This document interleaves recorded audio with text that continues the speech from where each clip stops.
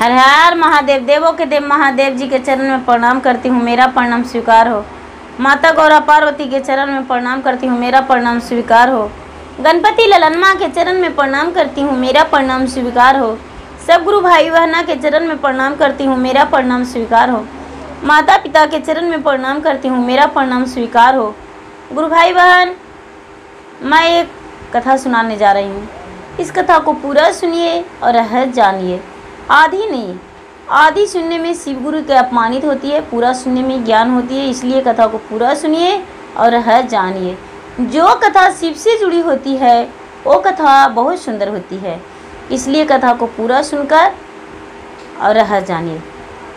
हर हर महादेव, घर घर महादेव। एक राजा थे, उनका एक ही लड़का था। उनका एक लड़का था, वो लड़के को अपना बहुत पढ़ाए लिखाएं और पढ़ा लिखा के एक बहुत बड़े राजा बनाना चाहते थे और सोचते थे कि मुझसे ज़्यादा ये तरक्की करे। लेकिन उनको लगता था कि नहीं, कुछ हम ऐसा करें जिसमें लोग पूरे संसार मेरा नाम जाने, ऐसा करें। और इसी में लड़का का रिश्ता आ गया। जब पढ़ाई लिखाई पूरा हो गया तो लड़का का रिश्ता आ गया शादी के लिए। राजा साहब भी सोचे कि हाँ, इसको शादी कर देते तो अच्छा रहता। शादी के लिए राजा साहब भी अपने लड़के को हाँ कर दिए। लड़का भी सोचा कि ठीक है, शादी हो जाएगा तो अच्छा है। लड़का का शादी हो गया और 2-4 दिन बाद, 1 सप्ताह बाद ऐसे करके और किसी चीज़ में फार्म भर दिया था अपने सर्विस को लिए कि हम ये करेंगे। तो 1 सप्ताह बाद उसका कागज़ आ गया। जब कागज़ आ गया, उसका पहले से नौकरी का कोई वैसा नहीं लग रहा था, लेकिन नौकरी का उसका कागज़ आ गया। जब कागज़ आ गया तो उसको माँ बोली, बेटा शादी किया है, यदि तू परदेश चल जाओगे तो अच्छा नहीं लगेगा, तुम नहीं जानो कि एक नौकरी मेरा छूट गया। इसकी जो पत्नी थी वो बोली, नहीं माता जी, ऐसे नहीं हो सकता है। क्या आप इस घर में नहीं रह रहे हैं जो हम नहीं रह पाएंगे? क्या होगा, ये चल जाएंगे तो इससे क्या दिक्कत है, जाने दीजिए।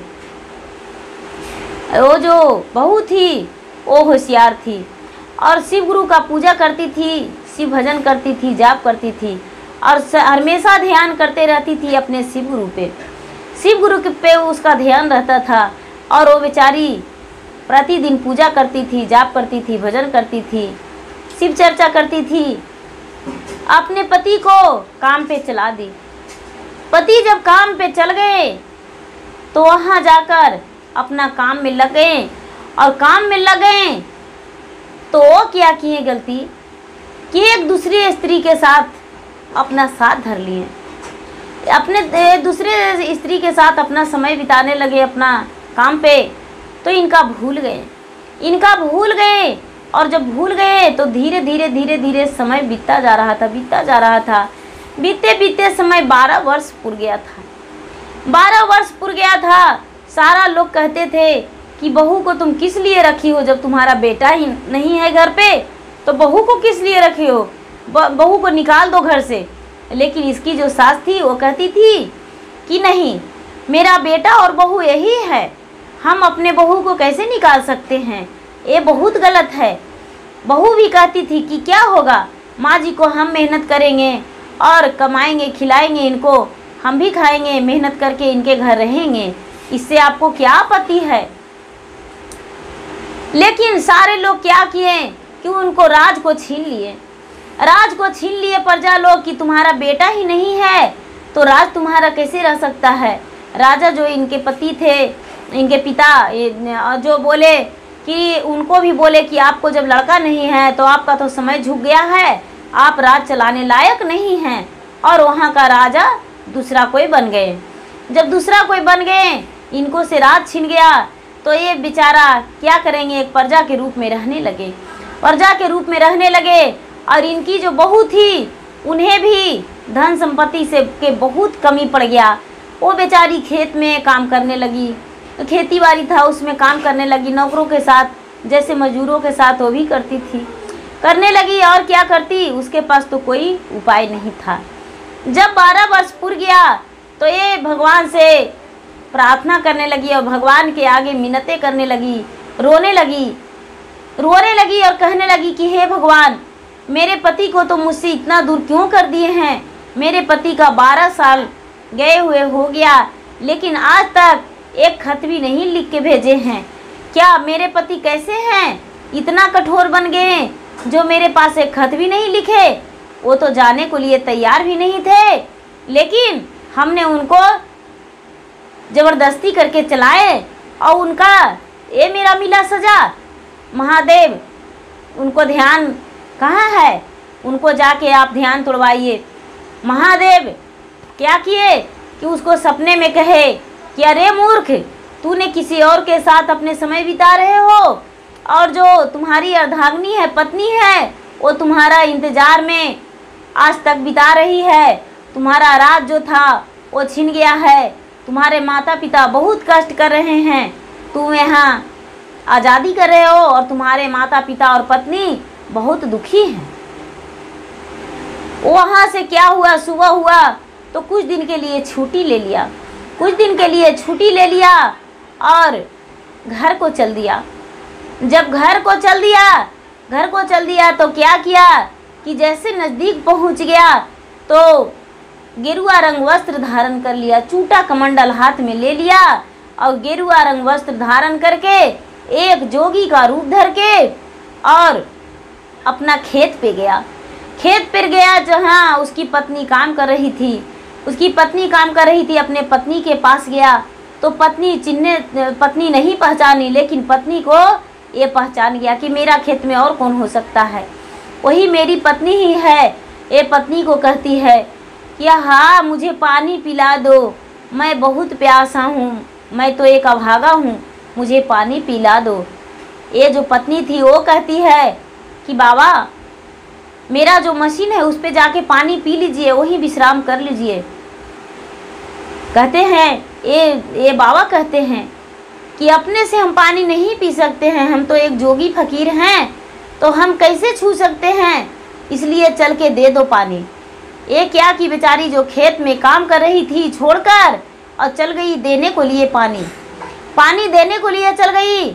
तो ये जो इसके पति थे वो जोगी के रूप में थे, वो कहने लगे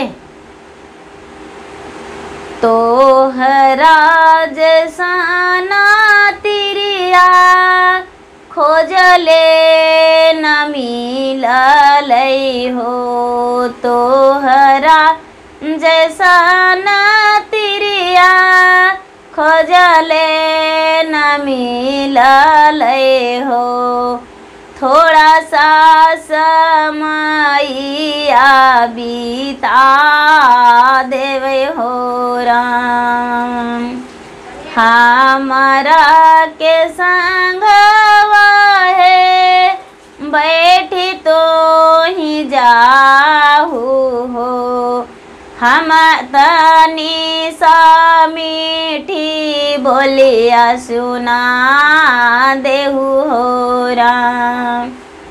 ये जो पति हैं वो कह रहे हैं कि आप जैसा तो मुझे स्त्री कभी मिला ही नहीं, आप मेरे पास थोड़ा देरी बैठ जाइए ना, आपके साथ हम थोड़ा सा अपना समय देना चाहते हैं और आप थोड़ा सा अपने मीठे जो बोल बोलते हैं वो मुझे बहुत अच्छा लग रहा है। ये कहती है स्त्री जो है वो तो पहचान नहीं रही थी, वो कहती है तो हरो से सुंदरी जोगी स्वामी जी हमार नु राम, ओहु न गैलन पर देश हो राम, 12 बरिसवा जोगी बीतियों में गयल हो राम, अरे उनके के असरा जिंदगी भर देखब हो राम। ये कहती है कि तोरा से सुंदर है जोगी, तुमसे सुंदर है मेरे पति, और जो प्रदेश में है, और उनके आश्रय में जिंदगी बिता देंगे, लेकिन तुम्हारे साथ नहीं बैठेंगे। ये जो जोगी थे वो क्या किए कि उसको हाथ धर लिए। हाथ धर के वो बोलते हैं कि थोड़ा सा हम तुम्हारे कुछ इनाम देंगे, जो मेरे साथ जो तू थोड़ा सा समय दे देगी तो हम तुम्हें कुछ इनाम देंगे। एक क्या कि हाथ उलट के और जोगी के गाल पे दोनों तरफ एक एक हाथ दे दी। जोगी के गाल पे दे दी और दे के और बोली कि अगर जो चिल्लाएंगे तो सारा संसार जवार मेरा जुट जाएगा, तो तुम्हें चटनी बना के छोड़ देगा जोगी, नहीं तो मेरे घर से जल्दी से चले जाओ यहाँ से। वो जोगी जो था वहाँ से झट से चल दिया अपना चुटा कमंडल लेकर, और इसके घर आ गए।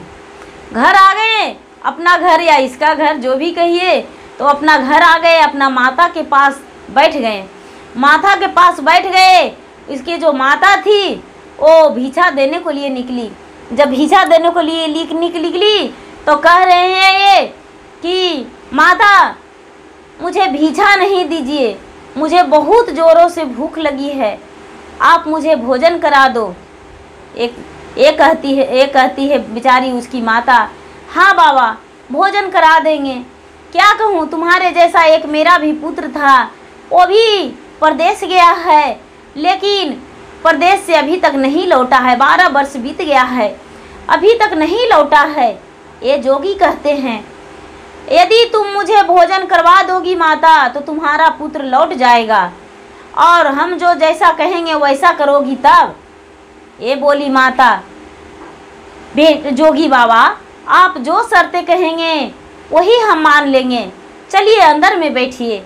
ये अंदर में बैठा लिया, अंदर में बैठा ली और बैठाकर और बनाने लगी भोजन।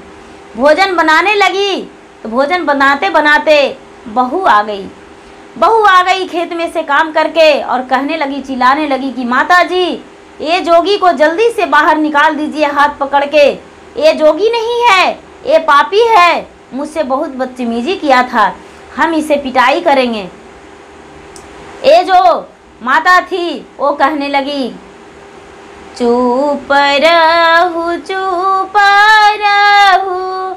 बहुआ बहुरिया हो राम।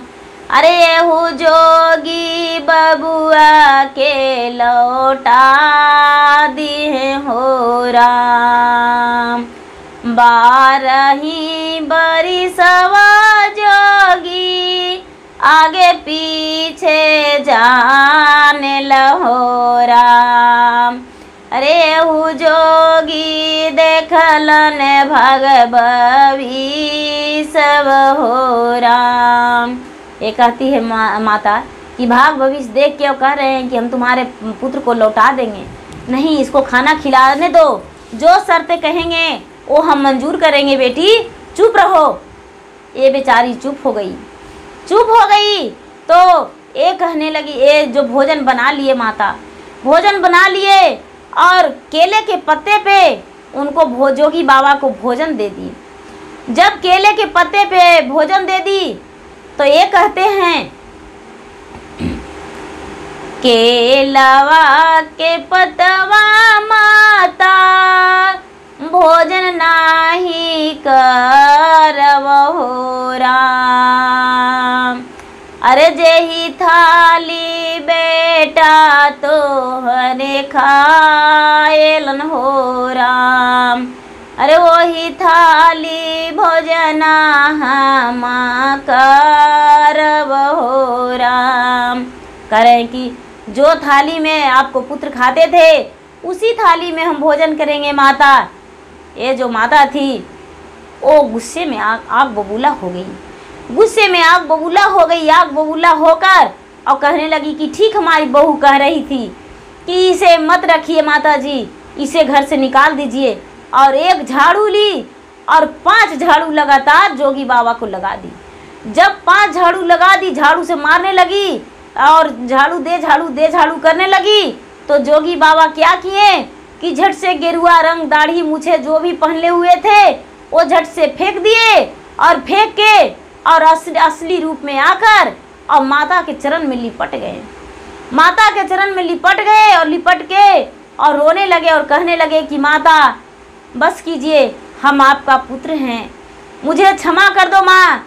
हम यही देखना चाहते थे कि मेरा प्यार माता के लिए घट तो नहीं गया है, मेरा प्यार पत्नी के लिए घट तो नहीं गया है, इसीलिए हम एक जोगी का रूप धारण करके और आपको दरवाजे पे आए। माँ मुझे माफ़ कर दीजिए माँ, मुझसे बहुत बड़ा भूल हो गया। क्या कहूँ माँ, मैं किसी एक गलत काम में फंस गए थे और इसी वजह से हम आप लोग को त्याग दिए थे। ये बोलने लगे, कहने लगे कि रात में हम सपने देखे, शंकर भगवान जो थे वो सपने में कहें कि तुम्हारा राज छीन गया है और तुम्हारे माता पिता और पत्नी बहुत दुखी हैं, हमें बेचैन लगा माता, इसलिए हम घर को लौट आए। पत्नी कहने लगी, महादेव से हाथ जोड़ी और पति के आगे झुक गई और कहने लगी कि देखिए मुझसे गलती मत मानिए, मुझसे क्षमा मत मांगिए। आप क्या कीजिए, शंकर भगवान के आगे जाके सर को नवा दीजिए, माथा टेक दीजिए और माथा टेक के और शंकर भगवान से माफ़ी मांगिए।